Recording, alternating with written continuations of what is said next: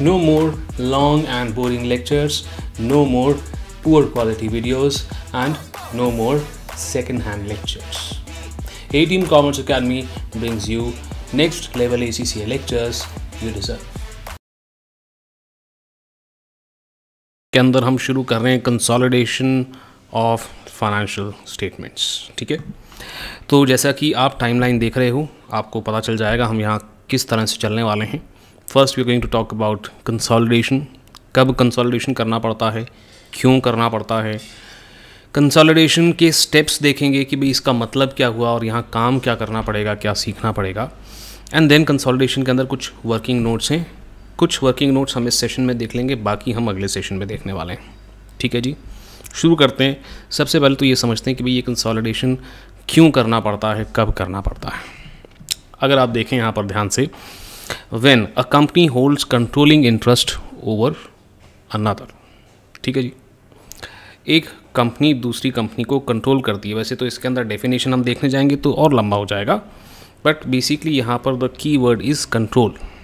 ठीक है, अच्छा सर ये कंट्रोल कैसे आता है? कंट्रोल आने के कई तरीके हैं। सबसे कॉमन तरीका होता है कि एक कंपनी दूसरी कंपनी के अंदर 50% से ऊपर के शेयर्स परचेज़ कर ले। अगर वो परचेज़ कर लेते हैं तो ऐसा कहते हैं भी एक कंपनी वो दूसरी कंपनी को कंट्रोल कर रही है। ठीक है, सो कंट्रोल करने के अंदर अगर 50% से ज़्यादा शेयर्स आपके पास किसी कंपनी के अंदर हैं तो उनके किसी भी डिसीजन को कंट्रोल करने की पावर आती है, बिकॉज एक कंपनी डिसीजन लेती है वोटिंग के थ्रू, और आपके पास वोटिंग राइट्स अगर 50% से ज़्यादा है तो आप किसी भी डिसीजन को इन्फ्लुएंस कर सकते हैं ना। इसके अंदर एक बात आपको ध्यान देनी है, वोटिंग राइट्स होने चाहिए। यानी कि आप किसी कंपनी के प्रेफरेंस शेयर्स खरीद लोगे तो आपके पास वोटिंग राइट नहीं आएंगे। तो आप किसी कंपनी के 100% प्रेफरेंस शेयर्स भी खरीद लोगे ना तो कंट्रोल आपके पास नहीं आएगा। कंट्रोल होने के लिए वोटिंग राइट होना ज़रूरी है। ठीक है, अच्छा, हैविंग दैट सेड, F7 में आपको जाकर के ये पता चलेगा कि बिना शेयर्स खरीदे भी आप किसी कंपनी को कंट्रोल कर सकते हो। यानी बिना 50% से ज़्यादा शेयर्स खरीदे भी आप किसी कंपनी को कंट्रोल कर सकते हो। ऐसा करने के लिए कई सारी कंडीशंस होती हैं, बट वो हम F7 में डिस्कस करेंगे। अभी हम सिर्फ एक ही कंडीशन को लेके चलेंगे कि भाई कंट्रोल चाहिए तो 50% से ज़्यादा शेयर्स होने चाहिए, है ना। दूसरी बात, एक कंपनी दूसरी कंपनी के अंदर 50% से शेयर ले रही है तो दोनों कंपनी को कंबाइन करके हम बोलेंगे भाई ये तो ग्रुप है, group, this is called group of companies. तो group of companies is a very common word that you must have heard.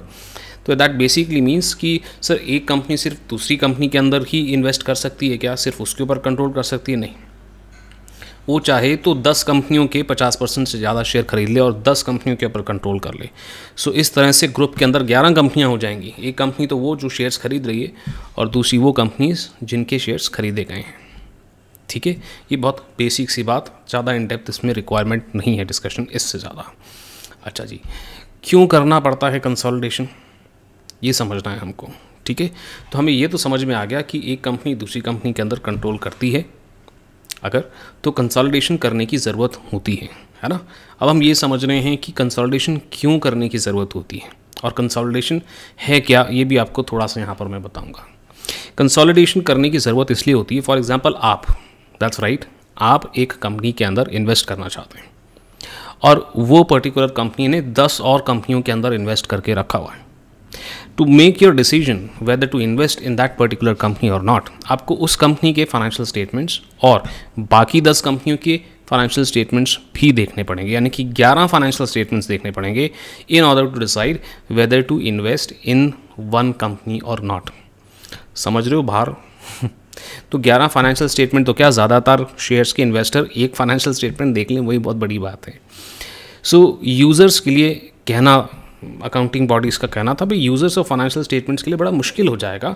उन्हें एक कंपनी में इन्वेस्ट करना है तो उन्हें ये भी समझना पड़ेगा कि जो कंपनियों के अंदर उन्होंने इन्वेस्ट कर रखा है क्या वो साउंड कंपनीज़ हैं कि नहीं, क्या उनके फाइनेंशियल स्टेटमेंट्स अच्छे हैं कि नहीं। वो देखने के लिए उन्हें अलग अलग फाइनेंशियल स्टेटमेंट्स देखने पड़ जाएंगे।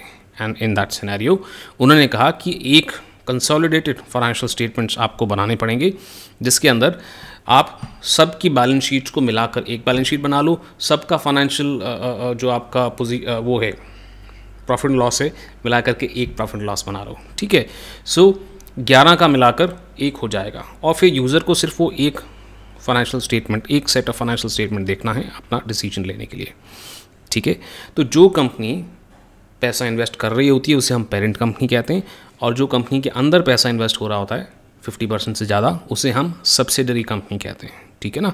और पेरेंट और सब्सिडरी को मिला करके हम कहते हैं ग्रुप, ठीक है।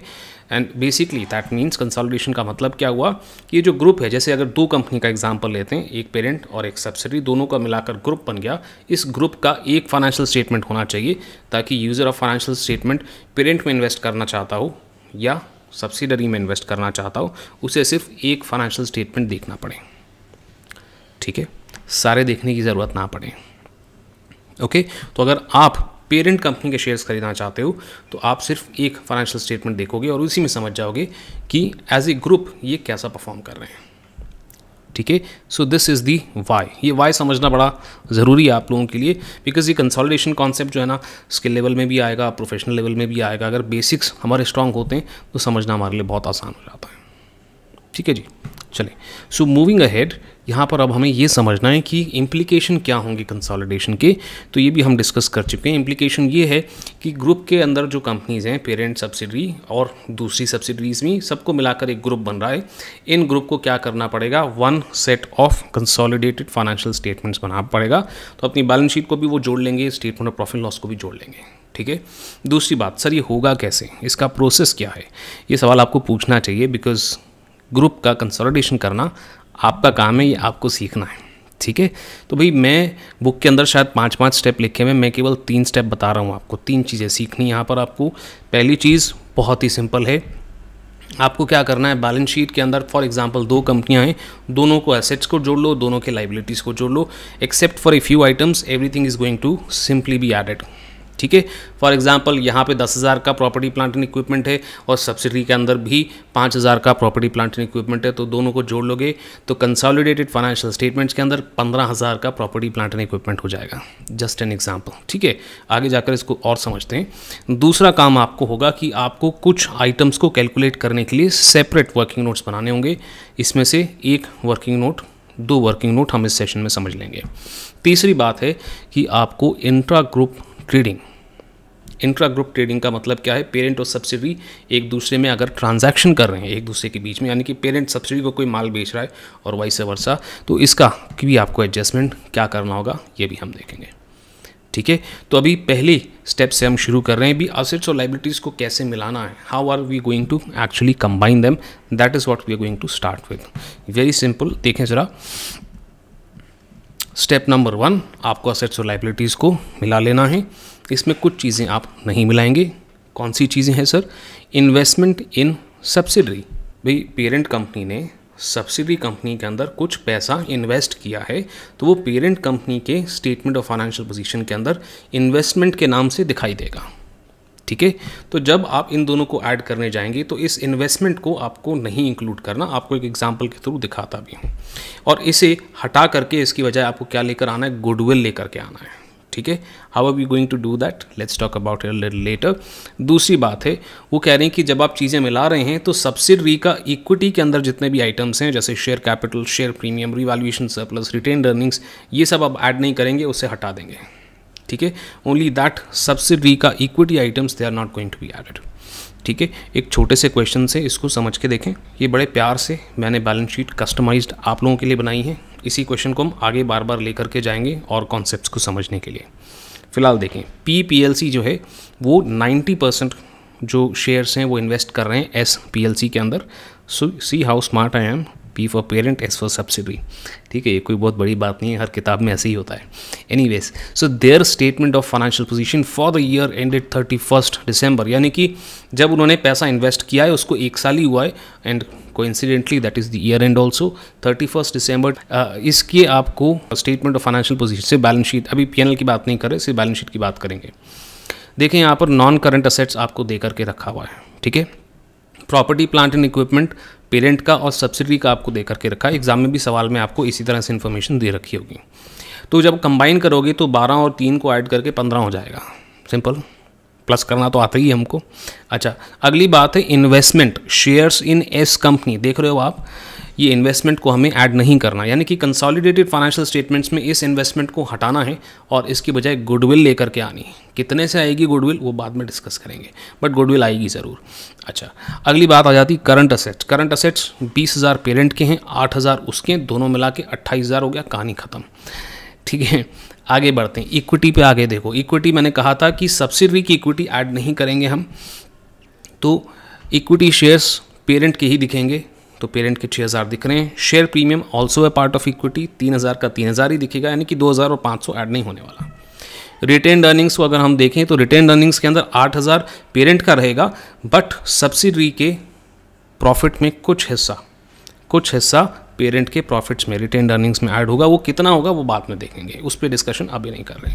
करंट लाइबिलिटीज़ 20,000 एक जगह है और 7,500 दूसरी जगह है, तो 27,500 हो गया।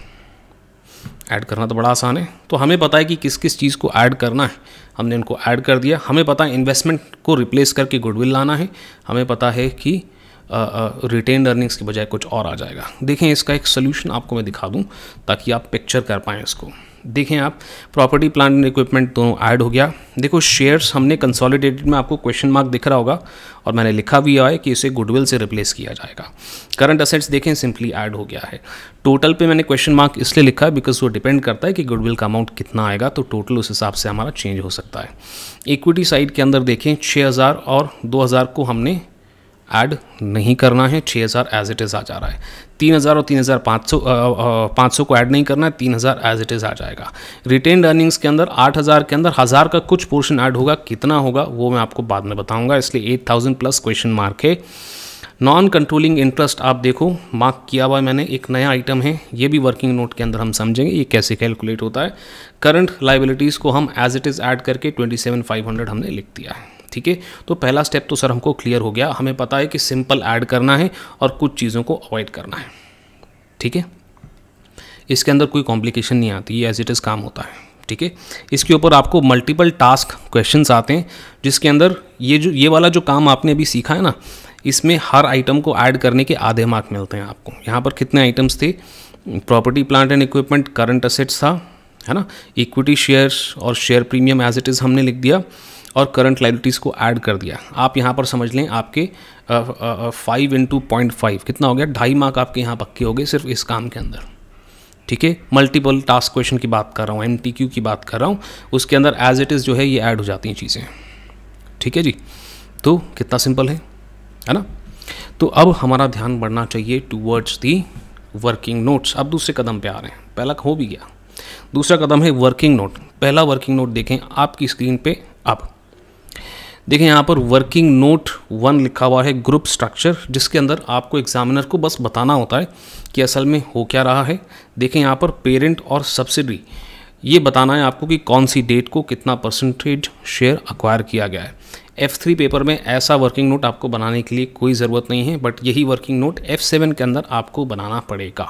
तो मैं बस आपको दिखा रहा हूँ, ठीक है ना, इसके ऊपर कोई क्वेश्चन नहीं बनेगा। तो इम्पॉर्टेंट हमारे लिए होता है दूसरा और तीसरा वर्किंग नोट, सारे ही हैं वैसे तो। दूसरे वर्किंग नोट की तरफ हम जा रहे हैं सीक्वेंशियल मैनर के अंदर।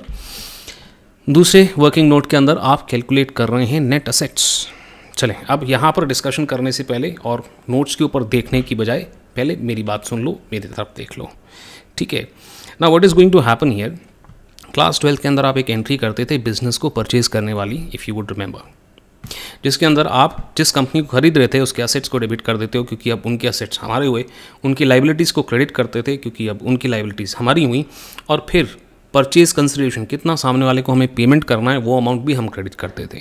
बैलेंसिंग फिगर हमारा गुडविल या कैपिटल रिजर्व में जाता था। That is the exact same thing we are going to here, यहाँ पर भी वही हम कर रहे हैं। आप देखें, असेट्स को अगर आप डेबिट करते हैं और लाइबिलिटीज़ को आप क्रेडिट करते हैं तो उसके नेट इफेक्ट को हम नेट असेट्स बोलते हैं, और यहाँ पर हम वो नेट असेट्स निकाल रहे हैं, ठीक है। इसका अगला स्टेप है गुडविल, जिसके अंदर आप नेट असेट्स को सब्ट्रैक्ट करेंगे परचेज कंसिडरेशन से, यानी कि आप कितने पैसे दे रहे हो। तो नेट असेट्स बेसिकली बताता है बिजनेस की वर्थ कितनी है, यानी कि कितने का माल आप खरीद रहे हैं, और परचेज कंसिडरेशन यानी कि उसके लिए आप पेमेंट कितना कर रहे हैं। अगर आप ज़्यादा पेमेंट कर रहे हैं तो दैट इज़ गुडविल, है ना। तो आप बोलोगे सर कैपिटल रिजर्व का कॉन्सेप्ट हम F3 में नहीं पढ़ रहे क्या? नहीं, यहाँ पर कैपिटल रिजर्व का कॉन्सेप्ट हम F3 में नहीं पढ़ेंगे, उसे हम नेगेटिव गुडविल कहते हैं, but we are not gonna talk about it. उसके बारे में हम F7 में देखेंगे, ठीक है। यहाँ आपको सिर्फ गुडविल ही देखना है ना।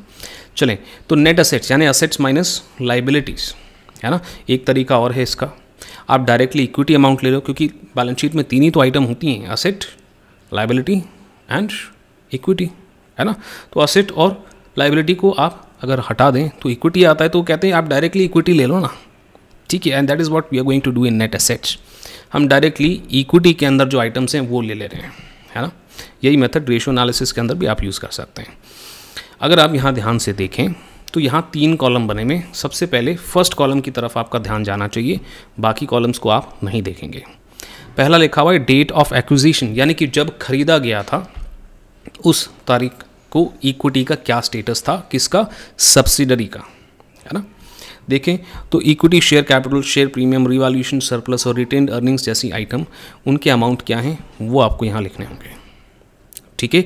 और फिर जो इसका टोटल निकल कर आएगा वो गुडविल की कैलकुलेशन में आप इस्तेमाल करेंगे, ठीक है। सो जो गुडविल का कैलकुलेशन हम करने वाले हैं उसके अंदर हम केवल इस अमाउंट का इस्तेमाल करने वाले हैं, ठीक है जी, ओके। इसके बाद रिपोर्टिंग डेट यानी कि जिस साल की बैलेंस शीट को आप कंसोलिडेट कर रहे हैं उस डेट को सेम आइटम्स के अंदर क्या अमाउंट थे, ठीक है, ये हमें लिखने होंगे। और ये क्यों लिखने? क्योंकि तीसरा कॉलम इन दोनों को माइनस करने के बाद कैलकुलेट होगा। इसे हम कहते हैं पोस्ट एक्विजिशन प्रॉफिट। ये आगे जाकर के वर्किंग नोट 5 और वर्किंग नोट 4 के अंदर इस्तेमाल होगा। कैसे क्या इस्तेमाल होगा वो तभी हम डिस्कस करेंगे, बट फिलहाल ये समझ लें कि पेरेंट कंपनी सब्सिडरी कंपनी के अंदर इन्वेस्टमेंट कर रही है, तो जब से वो इन्वेस्ट करती है उसके बाद से ही उसके प्रॉफिट्स पे उसका राइट होगा, यानी कि पोस्ट एक्विजिशन प्रॉफिट्स पे। आप देख रहे हो टाइमलाइन ऊपर, डेट ऑफ एक्विजिशन यानी कि जब शेयर्स आपने खरीदे थे, जब कंट्रोलिंग इंटरेस्ट आपके पास आया था, है ना, और उसके बाद से लेकर रिपोर्टिंग डेट तक के जो प्रॉफिट हैं उन्हें हम पोस्ट एक्विजिशन प्रॉफिट कह रहे हैं, ठीक है ना। तो यहाँ पर हम ये भी साथ में कैलकुलेट कर लेते हैं ताकि हम ये समझ सकें कि कितना प्रॉफिट हमें यहाँ पर ऐड करना है। तो आइए बात करते हैं तीसरे वर्किंग नोट की, विच इज़ गुडविल।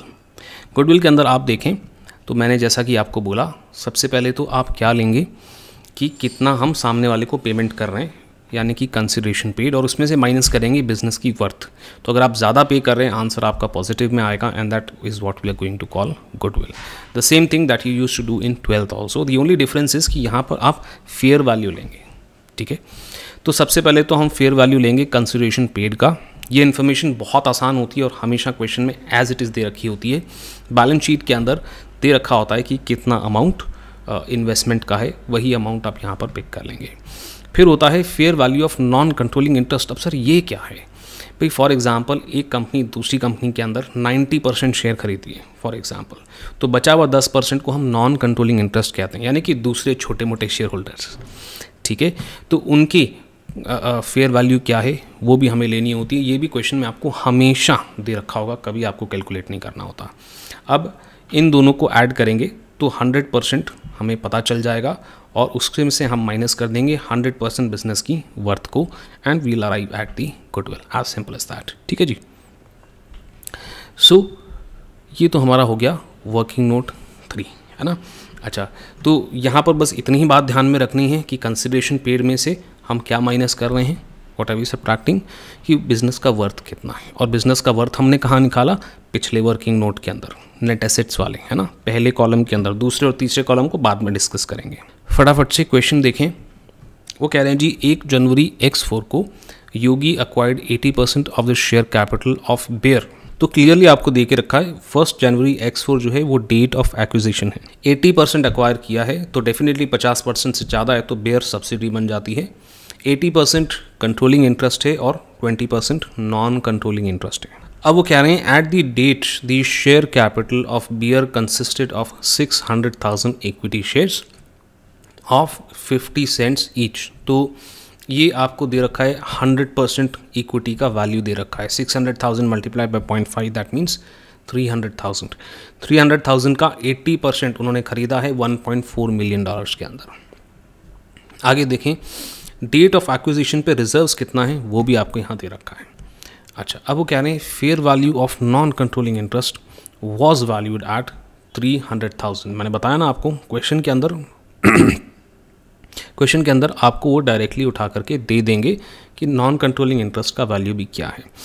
ओके, अब वो कह रहे हैं at the date of acquisition the consolidated statement of financial position of Yogi and its subsidiary Bear at 31 December x eight what amount should appear for goodwill. So goodwill अगर आपको calculate करना है तो सबसे पहले आपको नेट एसेट्स की वैल्यू चाहिए होगी, यानी कि बिजनेस का वर्थ कितना है हमें ये जानना है। इसके लिए सब्सिडरी का इक्विटी का अमाउंट चाहिए। कौन सी डेट को चाहिए? जिस डेट को उसे अक्वायर किया गया था। तो देखें यहाँ पर वर्किंग नोट 2 बना हुआ है, यहाँ बड़ा क्लियरली आपको दिखाई देगा। इक्विटी शेयर कैपिटल 300,000 है, यानी 600,000 मल्टीप्लाइड बाई 0.5। रिटेन्ड अर्निंग्स 800,000 है, ये भी हमको दे करके रखा हुआ है। इसका मतलब क्या है? बिजनेस की वर्थ जो हम परचेज कर रहे हैं दैट इज़ $1.1 मिलियन। ठीक है ना? ओके अब हम गुडविल कैलकुलेट करने जा रहे हैं। तो गुडविल के अंदर हमें सबसे पहले तो ये देखना है कि जो 80% है जो हम परचेज कर रहे हैं उसका वर्थ क्या है। तो आपको दे रखा है पहले ही सेंटेंस में कि $1.4 मिलियन उसका वर्थ है। वर्थ नहीं मतलब जितना हम पे कर रहे हैं, कंसिडरेशन पेड। बचे हुए 20% का भी फेयर वैल्यू हमें देखना होगा, क्योंकि हमें 100% से 100% को कंपेयर करना है और ये तो सिर्फ 80% को बता रहा है। नॉन कंट्रोलिंग इंटरेस्ट का फेयर वैल्यू 300,000 दे के रखा हुआ है। दोनों को हम मिलाएंगे तो 1.7 मिलियन आ जाता है। इसमें से वर्किंग नोट 2 के अंदर कैलकुलेट करे हुए 1.1 मिलियन को आप माइनस करेंगे। सो ये answer is going to be 600,000 goodwill. As simple as that. इस तरह के क्वेश्चंस में कोई कॉम्प्लिकेशन नहीं आती है। So goodwill and calculation of net assets is one of the easiest things to do. ठीक है ना? एक क्वेश्चन और कर लेते हैं इस बात को कंफर्म करने के लिए। अगला क्वेश्चन देखें।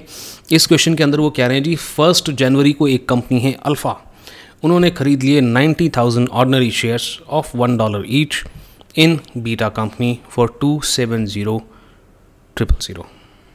ठीक है, तो ये हमारा क्या हो गया? कंसिडरेशन पेड हो गया, है ना?